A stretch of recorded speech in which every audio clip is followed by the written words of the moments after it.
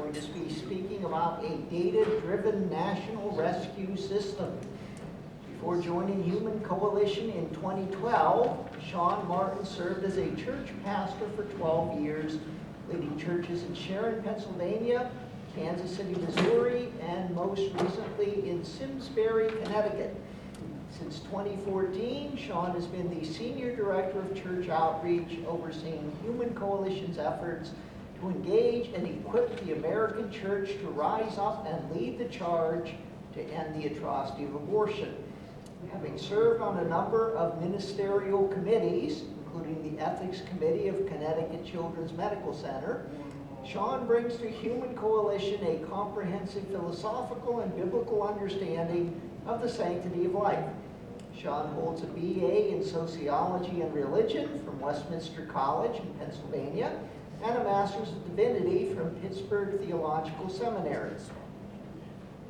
Sean and his wife Jill have been married more than 20 years. They have 11 children. Let's give them a hand. And they've lived out their pro-life convictions through the adoption of 9 children, many of whom have special needs. So give them another hand.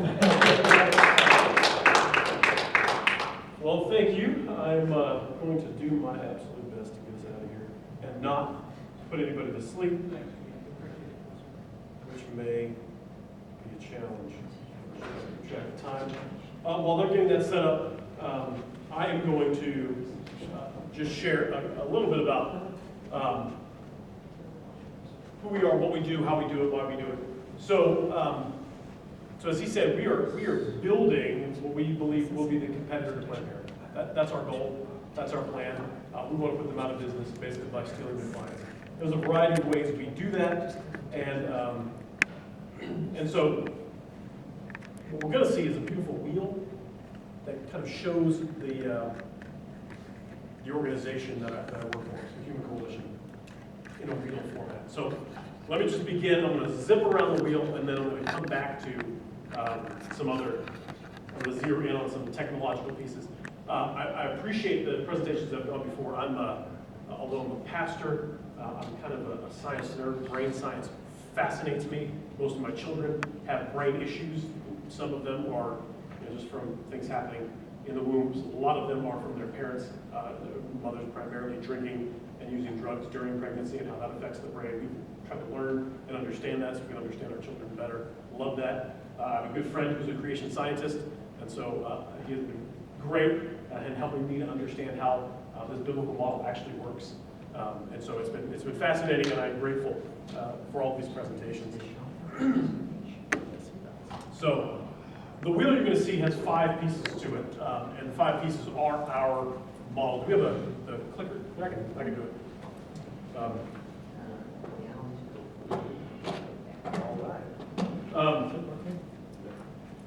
So we're going to start in the green, go around to the brown, and then we'll come back to some of these other pieces. We're going to move from a lot of the science-type technology to some of the computer data technology. We are a data-driven organization. Everything we do is tested. We test everything constantly. We're constantly trying to figure out solutions, and we base everything we do on data. I'll share some of those tests with you, and then share how we use some big data that major companies are using, including artificial intelligence. We're doing crazy stuff, and so I can't get too deeply into it because, well, to be honest, I don't understand a lot of it. Because I'm not the data guy, and I'm not the tech guy. I'm not the tech guy, I should say. I'm a data nerd.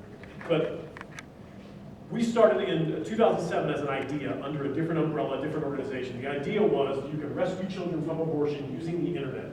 We knew that there were about 1.86 million searches for abortion-related terms every month on the internet. We know where they're going to find abortions. We just had to figure out how do we connect with them. And so every marketing agency, every big company knows how to reach people, right? That's what they do. I recently was in the market for a new pickup truck. I live in north of Dallas on a farm. I need a truck. My truck had been beat up. Lots of dents. It's awesome. I once pulled into the dollar store. There's a dollar. I live in town 3,000. There's not a lot of options in my town. So Dollar General was one of the great options. So I pull in one night, and this old gentleman, cowboy hat and overalls, hold on yards, starts walking toward my truck. have no idea who he is. I get out, I close the door. I said, how you doing? He says, looks like you got a bend in your truck. The side of my truck, we have a gate on our driveway, and the gate had swung shut as my wife did this, and hit the side as my wife was pulling through. It just pinned in and put a big old dent in the side of my truck. That was the way he described it. Looks like you got a bend in your truck. So anyway, I got a new truck recently, not because of the bend, because it had 235,000 miles on it. But as I was looking for a truck, I'd go online and search, and it amazed me. I searched for a Ford F-150. You know how many Ford ads I saw? Not many. I saw ads from everybody else, trying to convince me that their option was better than what I was searching for. Basically, the idea that sparked our organization was we can do that. For people who are looking for an abortion, they've already made up their mind, they're looking for an abortion, we can target that audience, market to them, and try to convince them our option is better. And so the idea was tested, it worked. Long story short, the person who was leading that organization left, moved to Dallas, was working back in the for-profit world. That was under a different umbrella. God wouldn't let this idea go. You can be rescuing children using the internet. Nobody was doing it, and he wanted him to do it. In 2009, he spun up what is now Human Coalition, doing it part-time, nights, weekends, putting their own money in, friends and family contributing.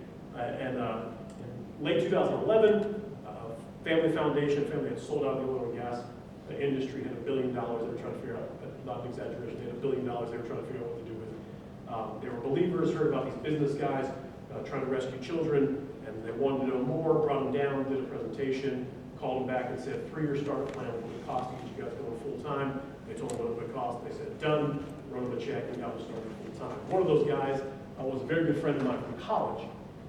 Heard about what he was doing. I said, Brian, I've got to be a part of this. I'll give you 5-10 hours a week. He said, I think you should move to Dallas and work for us. I said, do you have any idea how hot it is here? And he laughed at me. And long story short, I ended up moving to Dallas. So I don't like the heat. People will kept apologize to me today for how cold it was. I love it. I'm from Ohio. This is great. Bringing back home was fantastic. So they launched full time. Remember, we measure everything. So we had this online marketing, driving these phone calls into pregnancy centers that we were partnering with, and we discovered our first major problem. Of all of these calls we were sending to pregnancy centers, 42% of the calls were answered. 42% of the calls were answered. Meaning 58% of the calls were not answered. First major problem. We're marketing, we're targeting women who have already decided they're going to abort. We're not doing the normal pregnancy center client that most pregnancy centers are dealing with women who are not sure what they want to do, they need some support, and they're wonderful. We love pregnancy centers. But the client we were targeting was a very different client. They'd already made up their mind. They'd made that leap. They're going to abort. So the way I looked at that was 6 out of 10 babies are dying because they can't answer the phone. That's a problem. And so we decided we had to solve that problem. We looked at a lot of different options, ended up starting our own contact center, which is the blue, the light blue. So we went from marketing outreach, and we call these labs. They're different labs. We're constantly testing and innovating. Now we have a contact center lab. We're answering the phone now. 98% of the calls are answered. We're getting better and better at answering the calls, setting the appointments. It's fantastic. Driving them into these pregnancy centers. Let's let pregnancy centers do what they do. We get out of the way and we win. We solve this problem. We know we can reach the women. We know we can answer the phone. We know we can set appointments.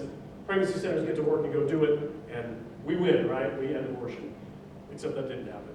So what we discovered was every pregnancy center in America is incredibly different, depending on, there's a bunch of business guys and a pastor, There was a couple of business guys and a pastor. We had no idea what we were doing. We were new to this space.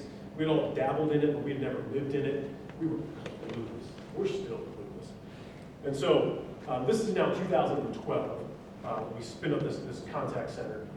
We discover the next problem. Every one of these pregnancy centers is different. Some do a decent job, some do a terrible job. Some are afraid of the clients we're sending them. Some literally, we've had people say, we can't handle these clients, we don't want them.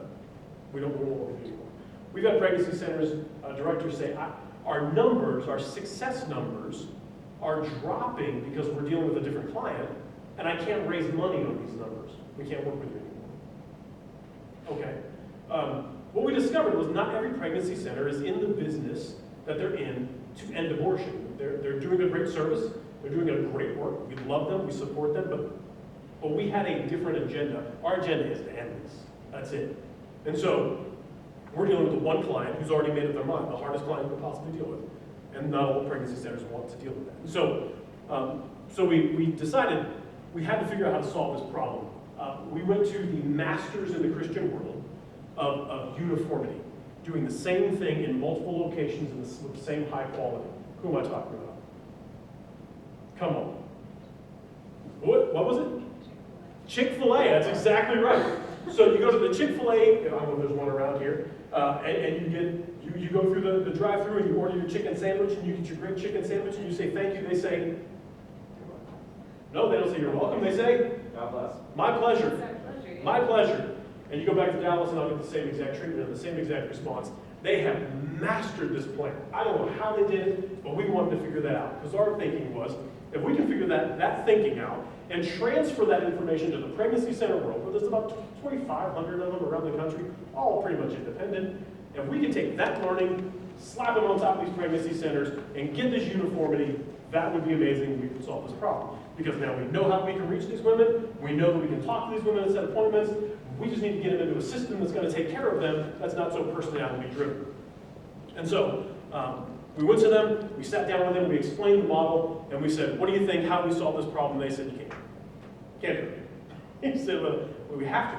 They said, well, the only way you're going to do it is you have your marketing lab, your call center lab, you need a clinic lab. You need to run your own clinic, figure out the system, and then worry about distribution. We said, that's a terrible idea. We have no idea how to run a clinic. And so we went back home and we were kind of upset about that answer. We didn't like it, we refused to do it. And then the more we stewed with it and thought about it and prayed on it, we realized they were right. And so we threw out to our network of pregnancy centers we were working with this crazy idea. Who would like to give us your organization? Thinking no one in the room was going to do that. And to our shock, there were a handful of pregnancy centers that said, we want to talk about that. And in 2014, 2 of them actually gave us their organizations. One of them was right there in Texas, the other one was in Pittsburgh. And now we had these labs that we could start testing things. And so the first problem was we had no idea how to run a clinic, and none of us had any expertise there or anything, so we had to figure out who was going to go run this thing and figure it out. And this is the way that volunteer process happened. We were all standing in a line, and somebody said, who's going to do it? And everybody got the message to step backwards except me. And I was still standing there going, wait a minute, no, I didn't follow, I guess I'm going to go run a clinic. So that's the way we do things at Human Coalition. When we start a new project and start a new area, none of us know how to do it, and somehow I end up being the guinea pig. The joke is I've had every job at Human Coalition, and the current job is going to change in a few months. In fact, it just did change, and I'm still trying to actually figure out what my new job is. So we now have these women's care clinics, we call them. We take them from their normal pregnancy center, we expand them, we increase their client flow, we do a lot of different things. We call them women's care clinics. They're different models. We actually have 3 models of clinics. I'll come back to that in a minute, because that's one of the places I want to settle in on. The next piece is, so we started figuring that out. The distribution model became problematic because we would share what we learned, and pregnancy centers wouldn't or couldn't implement what we were learning. And so we began to realize our growth model had to be not just distributing information, but actually acquiring more clinics. Today, we're up to 14. We're up to 14 now. Different locations of women's care clinics that we own and operate. And we're continuing to grow that number. Our most recent addition is actually in Cleveland. The continuum of care is the next piece of that client flow. The continuum of care basically is we don't want to just help you choose life for your child and say, we did our job and get out of the way. We want to care for you over the long haul to make sure that you're not in this position again. And primarily the goal of that continuum of care, along with make sure you have insurance, making sure you have housing, making sure you have a job, making sure you're being trained on how to deal with your finances, making sure your other children are being taken care of. On top of all of that is also, we want to get you connected with a mentor from a local church to bring you into a good, solid relationship, ultimately to be led into the church. We share the gospel with them as often as we can, but it's an awkward situation sometimes because it's a crisis situation. We end the crisis, get stability, pass off that relationship to a mentor from a local church, and we have a variety of churches that we deal with pretty much every denomination, and we pair them up with a mentor who can ultimately hopefully share the gospel, get them involved in the local church where they can be discipled over the long term. So that's a very brief on the continuum of care. The church outreach piece, obviously there's an overlap there, but the other parts of the church outreach piece is that's the division I lead. We do a variety of things like speaking a lot, teaching, preaching. We're building an online curriculum where we're putting a lot of the teachings that we do around the country online, so we'll have what hopefully someday will be kind of the go-to place for all pro-life training. We potentially will include other organizations and things in that as well. So that's coming. One of the fun things I do is I go to college campuses, teach in ethics classes. That's probably one of my favorite things to do. You heard earlier, I was on the board of an ethics team of a children's hospital, which was a painful, awful experience, but it was good and wonderful at the same time. We've dealt with our own ethical issues within our family. That earlier in my bio, 11 children, we actually have 10. Grappling, one of them passed away this summer. We had to grapple with how far do we go with interventions, what is ethically, biblically accurate, or at what point do we say we're going to stop interventions and just let the natural process of death happen. And so we have not only theoretically grappled with these things, these are very personal issues for us. And so I love teaching. It was my original plan for my life until God saved me from it. And then I've been able to come back to it now in a much healthier place for me and certainly for the students that I'm teaching. So that's kind of the wheel.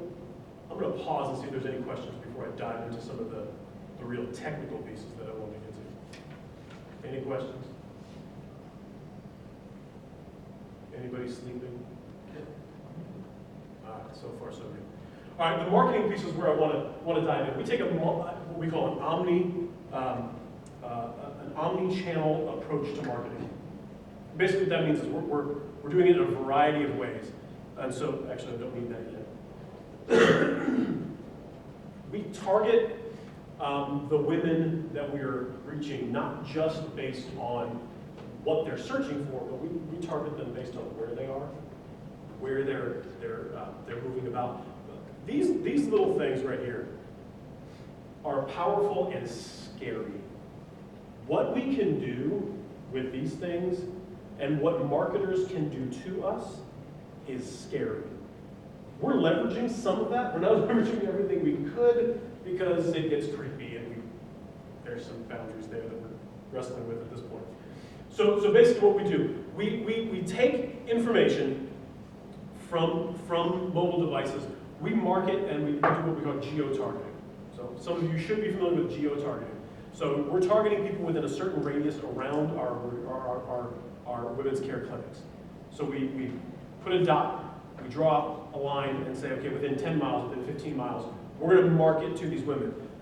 That ranges depending on which clinic we're talking about, because every city, every location, everywhere is different. We find that in Pittsburgh, Pennsylvania, Pittsburgh is a very parochial city. It's one of the few cities left, I think, that has real defined cultural spaces within the city. It's fascinating. I love Pittsburgh. I hate their sports team, but I love it. I live in Ohio, after all. So I love the city though because it is so culturally diverse. But the diversity isn't mixed in everywhere. It's isolated, and so you can go to the Polish part of town and get the best pierogies you have. They melt. They're amazing. And then you can go and to your Jewish delis, and you can go to. I mean, it's fascinating. It's awesome. So anyway, there marketing is very different than it is in Dallas, where we are. Dallas people are. Dallas and Fort Worth are two completely different worlds. The cultures of the two cities are very different. But the cities bleed. When you start driving from one side to the other, you never leave city. It's huge. It's massive. But the culture of the two cities is completely different. And then in the mid-cities in between, it's different. And parts of the mid-cities identify more with one than they do with the other. It's fascinating. And so in some places we'll market a 10-mile radius, and some we can go 15 or 20, just figuring out how far is a woman going to drive to this particular place. And so we figure those things out. So that's the geo-targeting piece. The other piece is we can do geofencing. This is where these get creepy. Geofencing. We can say we're going to drop an ad to everybody in this. We could do it to say this campus. Everybody that's on this campus right now, we're going to drop an ad to, because you have location settings on your phone. You can turn that off, by the way. I recommended. The more I learn about this stuff, I'm like, oh my goodness, but we can do that, so we can go to a Planned Parenthood and start dropping ads constantly on everybody who's in that building. And just, yeah, make sure they see the ads that we're dropping. This is often used in the season we just came out of, and the season we'll be going into in a couple of years, the political season. Political folks use this big data type stuff all the time. When they're so, this is funny. I don't know if I should say this. Give you an example of how this is used in the political world.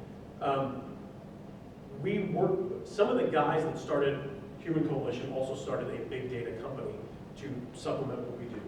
They were hired by a campaign during the primaries of the last presidential cycle, a Republican candidate. They dropped ads for days, day after day after day after day, for their candidate in Trump Tower, just in Trump Tower, just to harass a certain person. So I mean, it was just stuff like that, that's how they can be used, though.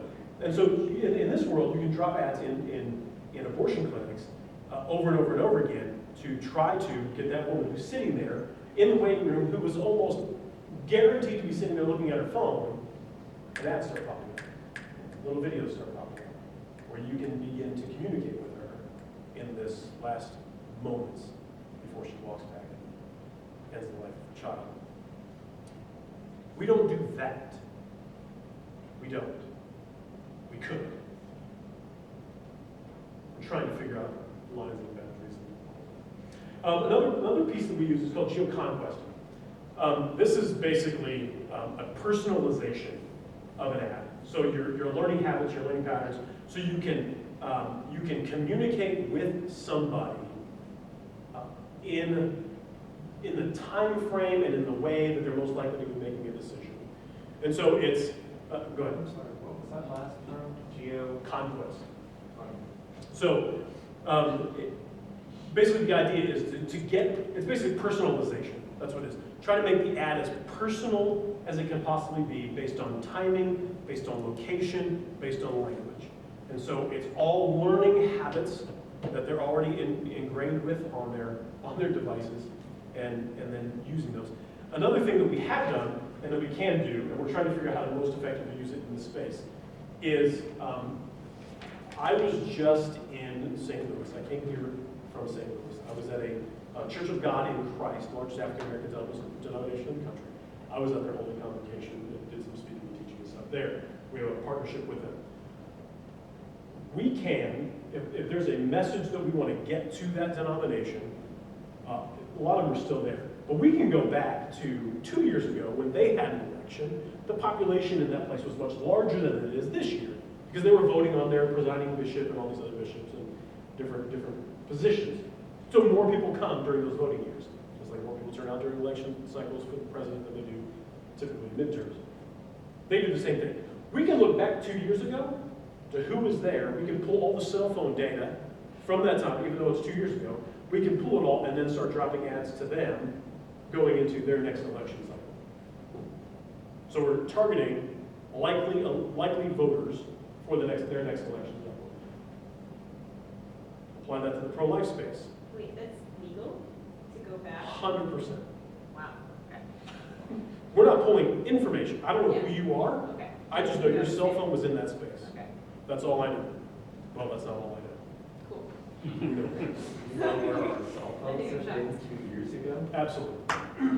By the number or by the idea of phone? See, you're not supposed to ask me all these technical questions. I have no idea. Though I know you're, because I'm not the tech guy. I don't know exactly how it works. I know that it does work and that we've used it. So think about the pro-life space. We can use this stuff in the same setting. We can pull data for multiple days out of an abortion clinic. And the phones that have been there multiple days over a period of time are probably employees. We can send a different ad to them, and then when we start advertising to potential clients that are in that space, geofencing, we can exclude those numbers. So the employees never know what's happening, but we know it is, and the clients know it is. Just another way we can use big data technology to reach women who are likely to abort. All right. Oh, too fast. Any questions about that that are not too detailed in the technology? Because I probably won't be able to answer it. How does one like access that technology? You have to have no, I mean, there's companies that's what they do. So there's companies that we work with, that's all they do. And so we leverage that as much as we can. Okay. Do you know what the cost is on that? Like, It varies depending on the volume that you're buying. yeah. The way it works for us typically is a big company will come to this company. So we often will wait for our data a little bit. So a big company will come and say, we want, every phone number and text. I don't know. And they buy this massive amount. And in that order that comes in, they'll tack our little order on the side of that. So we get that mass discount. I don't know the exact dollar figures. I don't know. Okay. It varies, depends on who's doing it. But it becomes, to get the data is not bad. The other thing that we can do, we've done is you pull the right people, the right audience, and then you can begin doing polls, trying to gather information. So one of the things I'm looking at using this for is this new online curriculum, or this online curriculum that we're developing. We have one course, we're going to build it out to 3 or 4 of this next year. Then how do we distribute that to churches across the country? Well, I know where the mega churches are. So we can start pulling data, because working with, I don't know how many of you have ever tried to work with churches. Working with churches can be a nightmare. That's coming from the pastor, because I was the guy who ignored everybody who came to my door, because I know what God wants me to do. I've got a vision, I'm moving, and I really don't have time for you to distract me from that. So thank you for coming. It's great to meet you. I'm never going to call you back. I get it. I get why they do it. But if I can go around that and say, okay, I'm going to go around you, I'm going to start dropping ads to all you people on Sunday morning, so the 15,000 people that are in the building every Sunday are now seeing my information. Now they're taking my courses. Now they're learning and growing. I'm tracking everything that's happened. Now when I show up at the pastor's door and say, oh, by the way, we've already trained 2,000 of your members, they're going, wait, what? What? Now I got your attention.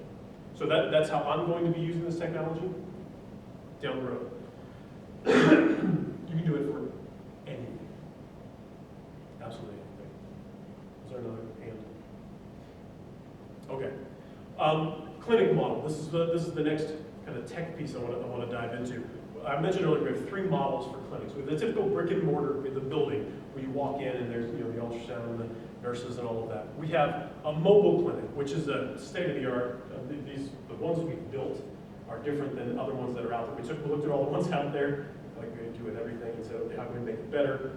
So we have a door in the front. There's 3 sections on the inside, a door out the back, so we can egress. We can see more than one client at a time. We've doubled the client flow because of that. There are nurses on board. We're running ultrasounds on board. I mean, we can not only test for STDs, STIs, we can treat on board. I mean, they're phenomenal clinics. The third piece with that little computer screen is something new. We call it our virtual clinic. We're trying to figure out how to grow as fast as we can possibly grow, because we want to be the competitor to Planned Parenthood, to the abortion industry. We also want to be on the cutting edge of what they're doing. In fact, get there before they do. So one of the things we're looking at is telemedicine. How do we? They've been dabbling in it, trying to do it. It's been shut down in some states. One of the fascinating things is we know we've gotten their attention because we've seen in some cities our marketing. They've actually completely copied our marketing because they couldn't beat us. They couldn't do better than us, so they literally word for word copied it. We've seen them do that. We know they're paying attention. So this virtual clinic model basically is a model where we're working in partnership with the state of Texas on this. The state of Texas has a, they call it Alternatives to Abortion Fund. It used to be about $18 million. They gave it all to one organization. That organization would then distribute it to primarily pregnancy centers across the country, across the state, where they would be reimbursed for goods and services. So if they shared material assistance, diapers and clothing, the state they would build this organization and would reimburse them.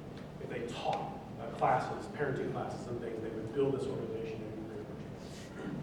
So A couple of years ago, the state decided they wanted to double that fund and diversify. They wanted to use other organizations, not just this one organization. And so they came to us and said, if we were to give you, several $1 million, what would you do with it?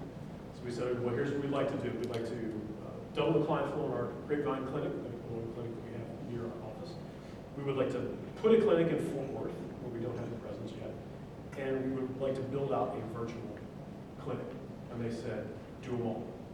And so they signed a contract with us. It was an $8.7 million contract, where we are then billing the state for the services we render. This virtual idea basically is we're serving the entire state of Texas with this virtual clinic model.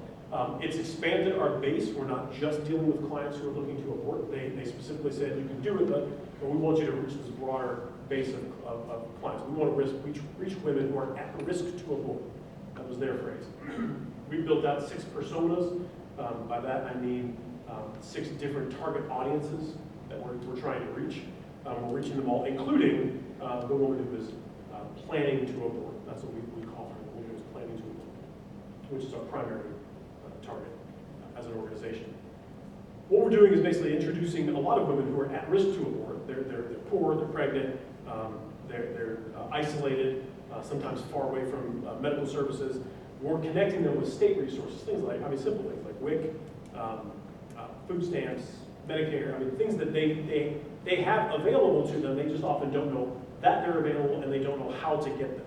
We're just connecting them, and often it's just literally taking the call and sending it directly to the state. Here's the resource you need, here's the call you need to make. We connect them on the phone, we get out of the way, and the state connects them. We follow up and make sure they got what they need. It's a very simple, inexpensive type of model. With the planning to abort client, it's been fascinating. So we have a team of nurses. So if a call comes in, we know it's a planning to abort client, they immediately go to our nurses. So within 15 seconds, they're talking to a nurse, not just somebody who's answering the call. In that consultation with the nurse, we walk them through a very tightly developed script. Again, we test everything, and so we're tweaking the script all the time, and we're testing the effectiveness of that change, that tweak. We don't have pregnancy centers all across the state.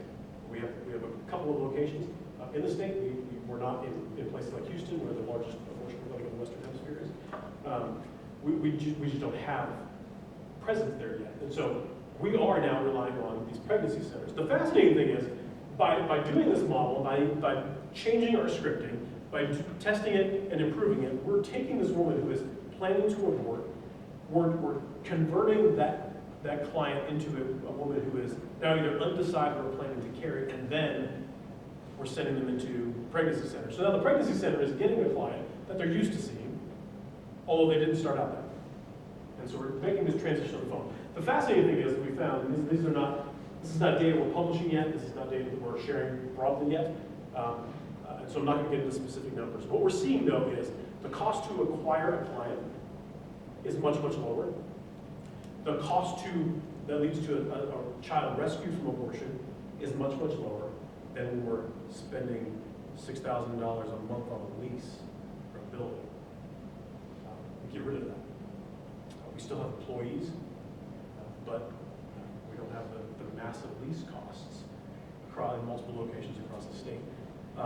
Dollar for dollar, at this point, the early results, we're only a few months into this, this is a much cheaper model to rescue children because it's been much more effective than we ever dreamed it would be. We used to, when we first started, we used to try to do some counseling on the phone. It was completely ineffective. It didn't work for the client that we served. And so we moved away from that and went to a model of get them into the clinic as fast as possible. Our clinics are operating on the same day as much as possible. If you call today and you can get there today, we will get you in today, because we know that statistically, if we wait till tomorrow, it's about a 69% less likelihood they're going to show up, which is staggering to me. But that overnight, sleep on it, circumstances come up, who knows what the reasons are, but the likelihood they're going to show up literally drops to about a 69% drop in the likelihood they're going to walk through the doors of that clinic. So we want to, sorry for all the numbers, we want to get them in as quickly as we possibly can to our clinic.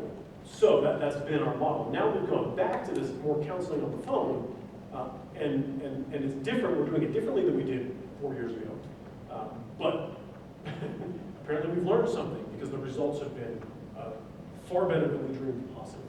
And so this virtual model, eventually we want to convert into a telemedicine model, where we're actually doing it face-to-face on computer, which that's where the abortion clinics tried to dabble in and say, okay, we can talk to a doctor face-to-face and then we'll send you RU 486 in the mail and you can take the pill at home. A lot of states have said, no, can't do that. We hope all states would do that, but that's where they want to go.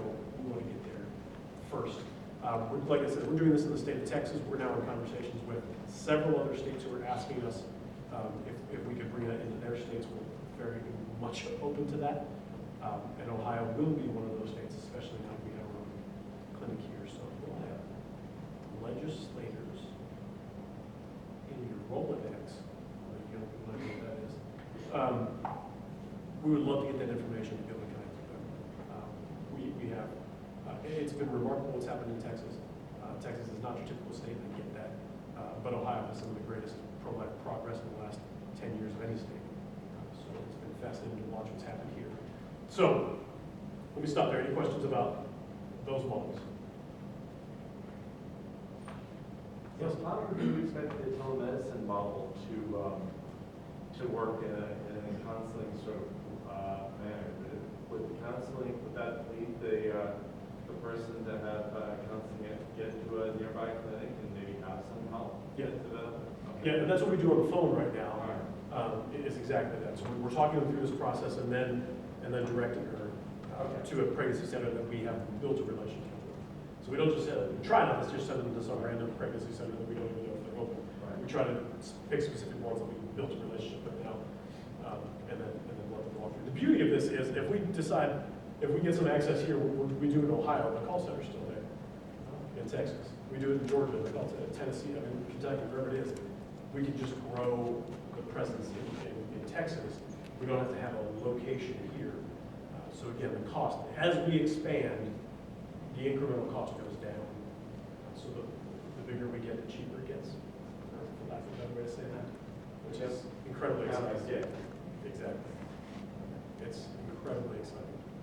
When we talk about this stuff in our leadership team meetings, I mean, it's comical to watch.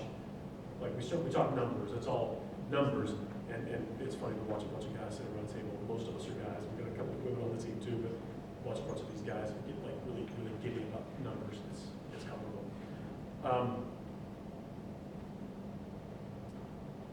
Yeah, we'll just. Well, I'm not going to go down the next one. I was going to go down right now. But any other questions? I can talk for days about what we do. So you said that Planned Parenthood is trying to like telemarket the abortion pill online. Telemedicine. Yeah. Telemedicine. Yep. And then so that's not legal in. Several states have shut that down. They've tried to do it, and several states have shut it down. They said they can't do it. So, which I'm very grateful for, obviously. Yeah. So let's say that you're expanding or something like that. Like, what kind of help do you need to expand? Like, what kind of regional partnership, or like, what would you want to make this work better? State right to life organizations can be very helpful. They honestly, depending on the organization. In Texas, should I say? In Texas, they were a detriment to us. They fought us getting.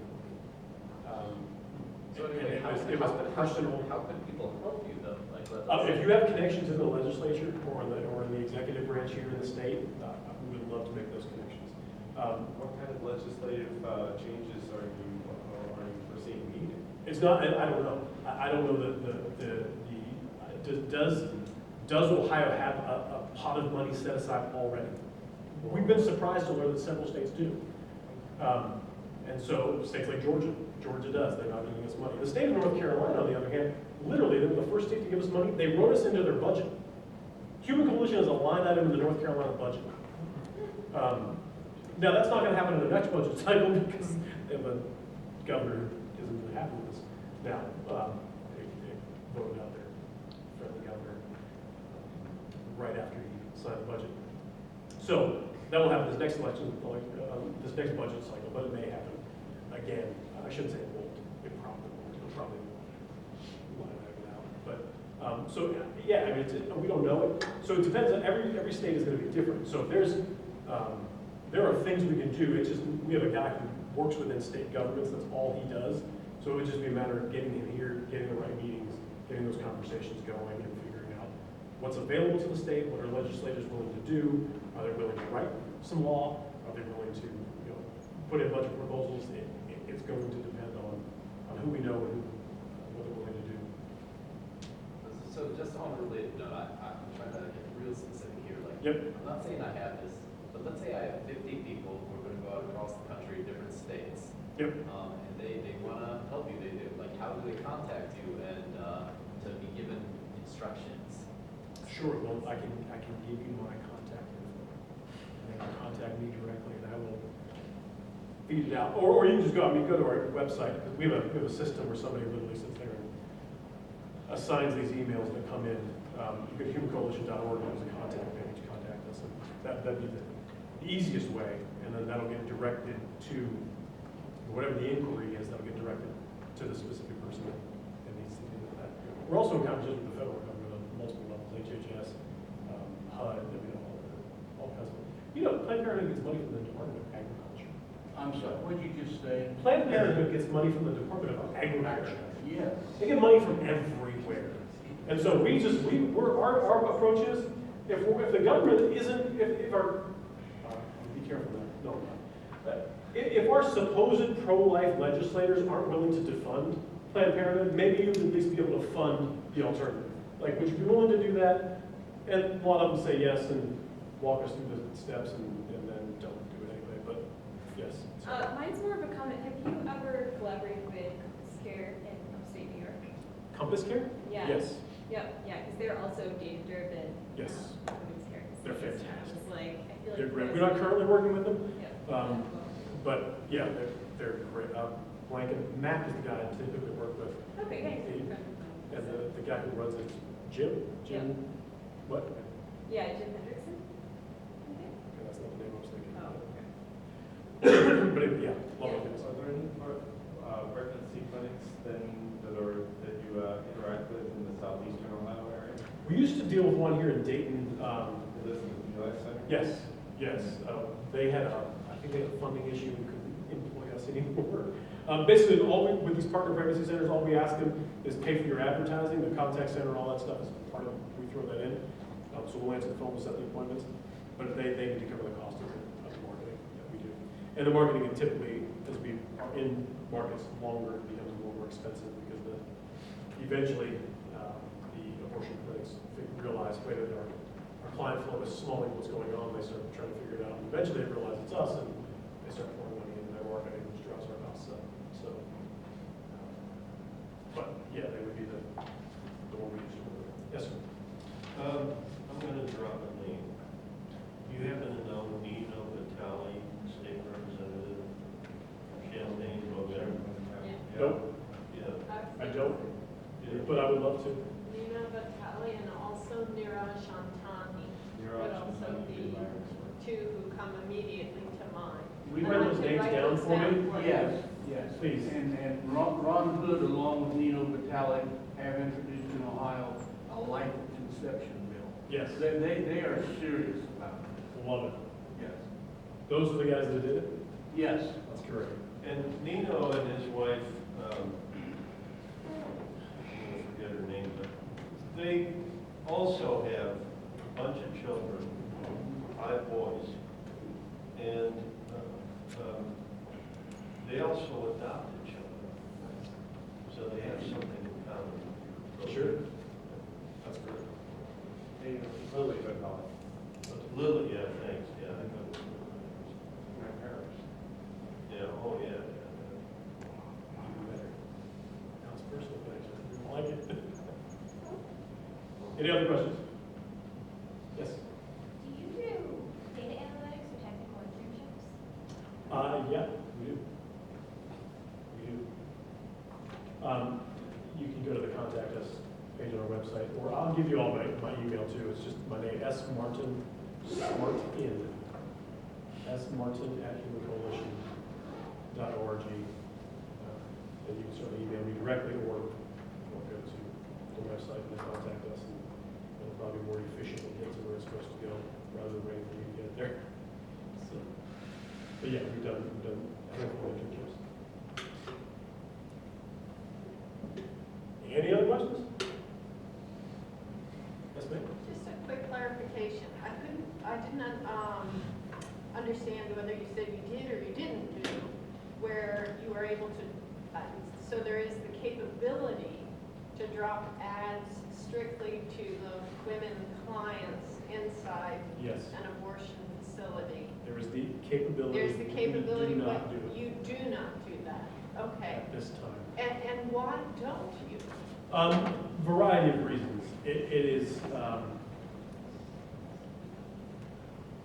part of it's a time and attention thing. We've grown tremendously. We are stretched beyond capacity. Part of it is, we don't want to scare people. And yet at the same time, we want to rescue as many as possible. So we're trying to find that balance of being effective and crossing the line into being completely creepy. But at the same time, we're also trying to figure out, is it going to be effective? And until we can formulate a test to really test that model, we're not going to do it. We don't do anything unless we can test it. And so we're not going to dump a bunch of money into it. And so another principle we use is fire bullets, then cannonballs. And so we're micro-testing. We do these little tests. If it works, then we go. And so we have a test in mind to do that, to test it. We haven't fully developed that yet. It hasn't risen to the top of our testing list yet. And this goes back to our data team and capacity and dollars and all of that. And Planned Parenthood would probably fight like that. They would have no legal ground to fight it. Yeah, but they would work on getting a legal ground to stop it. Yeah, that would be a very tough one, because it happens all the time. I mean, when you walk through Target and pull out your phone and see a Target ad, that's exactly Well, what's going they on. managed to have buffer zones. Clinics. That was, there was a Supreme Court case a couple years ago, that was overturned. They're technically not supposed to have a buffer zone anywhere anymore. Let's say that was about 4 years ago. So if they still have them around here, check out that Supreme Court case. I can't remember what the name of the case was, but it was a friend of mine up in Worcester, Mass. It was one of the complainants on that case.